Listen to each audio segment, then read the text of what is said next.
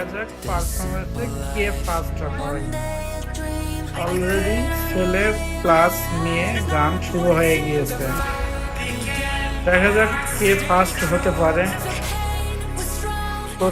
প্রতিযোগিতা চলছে।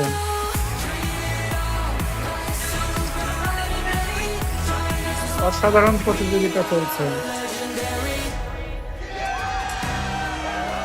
আশা করা যায় দুটাই তো একবারে 100% হয়ে গিয়েছে।